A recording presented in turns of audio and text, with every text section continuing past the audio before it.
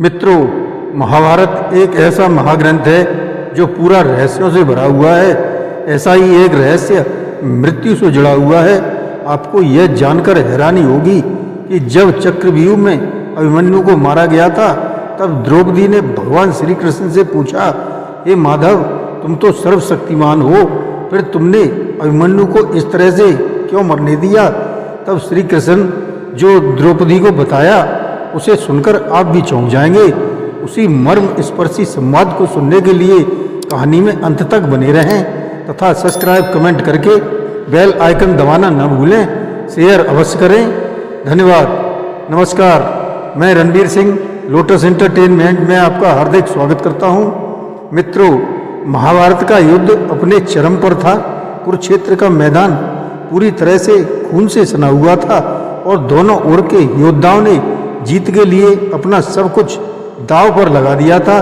कौरवों की सेना ने पांडवों को पराजित करने के लिए चक्रव्यूह का निर्माण किया, जो युद्ध नीति का सबसे जटिल और घातक रूप था।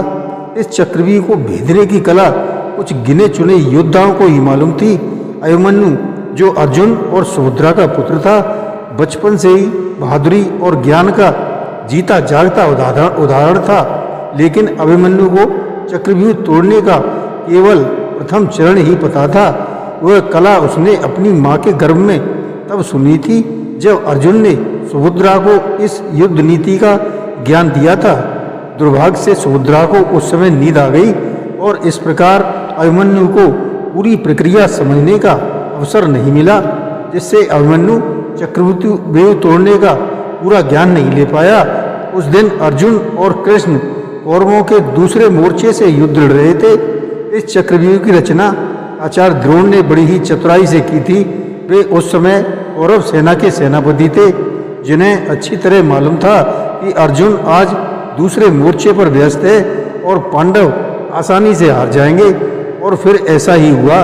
द्रोणाचार्य ने जैसे ही चक्रव्यूह का निर्माण किया, वैसे ही पांडवों की सेना विचलित हो गई। तब अभिमन्यु ने अपनी बहादुरी और आत्मविश्वास का परिचय देते हुए कहा, मैं इस चक्रव्यूह में प्रवेश अवश्य करूंगा और इसे भेद भी दूंगा। अभिमन्यु का बलिदान और कृष्ण का मौन, यह एक रहस्य था। फिर अभिमन्यु ने जैसे ही चक्रव्यूह में प्रवेश किया, उस समय उसका साहस देखने लायक था। अकेले ही उसने दुश्मनों की विशाल सेना को ध्वस्त करना शुरू कर दिया। उसकी धनुष की टंकार से आकाश गूंज रहा था। एक के बाद एक योद्धा गिरते गए। अभिमन्यु ने जयद्रथ, दुशासन और कई अन्य कौरव योद्धाओं को हराया, लेकिन चक्रव्यूह के भीतर दुश्मनों की संख्या बढ़ती ही जा रही थी। कर्ण, द्रोणाचार्य, अश्वत्थामा और कौरव सेना ने अभिमन्यु को घेर लिया, लेकिन अभिमन्यु ने अपनी पूरी शक्ति और कौशल से युद्ध किया। लेकिन ये युद्ध बराबरी का नहीं था। अंततः उसका रथ टूट गया, धनुष भी गिर गया और फिर वो गदा से लड़ते हुए वीर गति को प्राप्त हुआ। युद्ध क्षेत्र में हर ओर शोक फैल गया। अभिमन्यु के बलिदान ने पांडवों के हृदय को बहुत आघात पहुंचाया। भीम, युधिष्ठिर और अन्य भाई क्रोध और दुख में भर उठे। लेकिन सबसे बड़ा सवाल यह था कि कृष्ण ने अभिमन्यु को बचाने के लिए कुछ क्यों नहीं किया। अभिमन्यु के बलिदान के बाद अर्जुन और द्रौपदी रोष में थे। उन्होंने कृष्ण से पूछा, हे माधव, आप तो सर्वशक्तिमान हो, तो आपने अभिमन्यु को क्यों नहीं बचाया? क्या उसकी मृत्यु टाली जा सकती थी? कृष्ण ने गहरी सांस ली और उत्तर दिया, अर्जुन, मेरी भूमिका सृष्टि के नियमों का पालन करना है। मैं हस्तक्षेप तभी करता हूँ जब धर्म संकट में हो। अभिमन्यु का बलिदान इस युद्ध का महत्वपूर्ण मोड़ था। यह युद्ध केवल तुम्हारी या मेरी जीत के लिए नहीं है, यह धर्म और अधर्म के बीच का संघर्ष है। कृष्ण ने आगे कहा, अभिमन्यु ने अपने जीवन का सर्वोत्तम योगदान दिया है। उसका बलिदान व्यर्थ नहीं जाएगा। उसकी मृत्यु ने कौरवों के पाप को और बढ़ा दिया है, जिससे उनका पतन सुनिश्चित हो गया है। यदि मैं उसे बचा लेता तो यह युद्ध अनिश्चित काल तक चलता रहता। अर्जुन का प्राण और धर्म की पुनर्स्थापना अधूरी रह जाती। कृष्ण के शब्दों ने अर्जुन और पांडवों को सोचने पर मजबूर कर दिया। अभिमन्यु के बलिदान से प्रेरित होकर अर्जुन ने प्रतिज्ञा की कि वह जयद्रथ का वध करेगा जिसने चक्रव्यूह के द्वार को बंद किया था।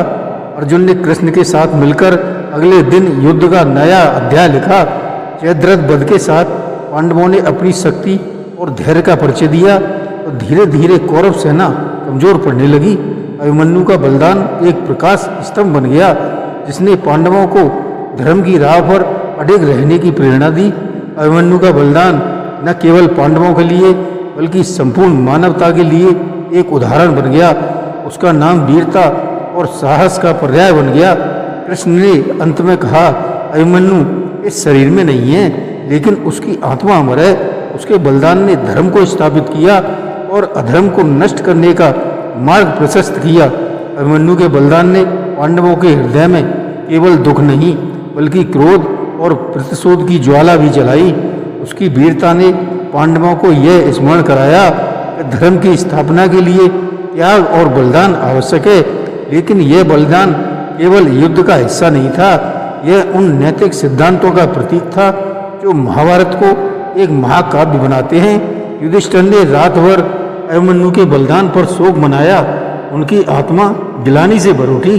उन्होंने कृष्ण से कहा, हे केशव, क्या मेरा नेतृत्व इतना कमजोर था कि मैं अपने भतीजे को बचाने में असमर्थ रहा?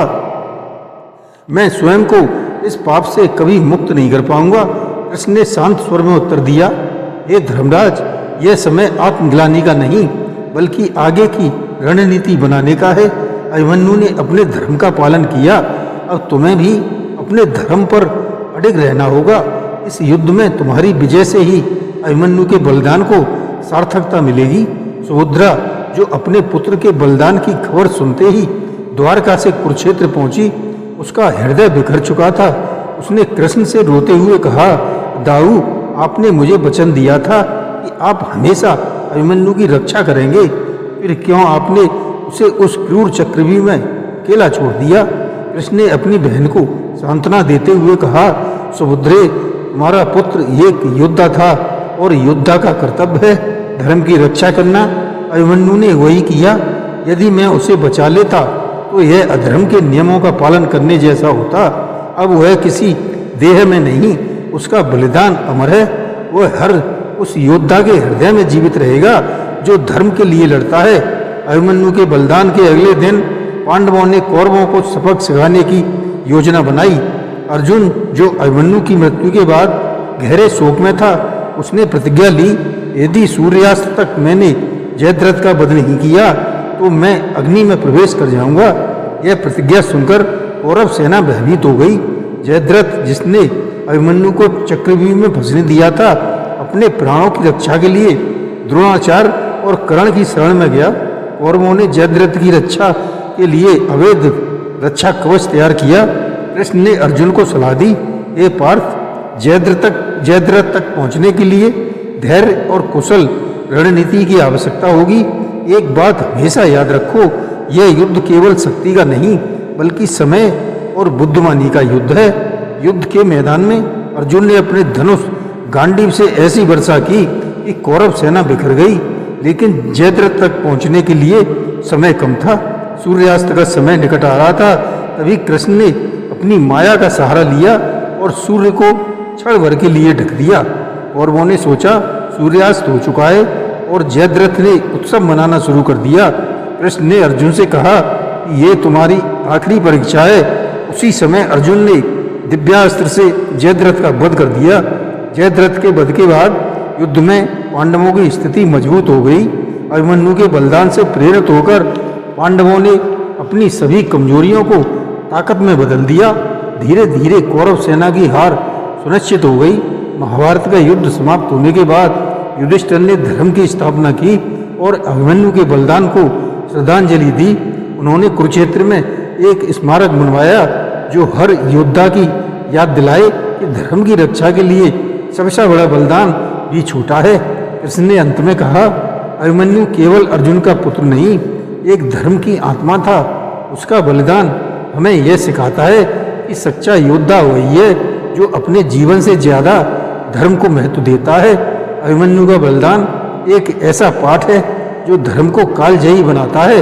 ये हमें यह सिखाता है कि कभी कभी व्यक्ति गतिहान भी एक बड़े उद्देश्य को पूरा करने का साधन बन जाती है। धर्म के मार्ग पर चलने वालों को बलिदान देने के लिए हमेशा तैयार रहना चाहिए, क्योंकि यही सृष्टि का नियम है। अभिमन्यु जो अपने साहस और त्याग से अमर हो गया, आज भी वीरता का प्रतीक है। उसकी कहानी हमें यह प्रेरणा देती है कि सच्चा योद्धा वही है जो अपने उद्देश्य को पूर्ण करने के लिए जीवन और मृत्यु से परे हो जाए। आपको यह जानकारी और कथा कैसी लगी, कृपया कमेंट बॉक्स में ज़रूर बताएं। जय श्री कृष्ण।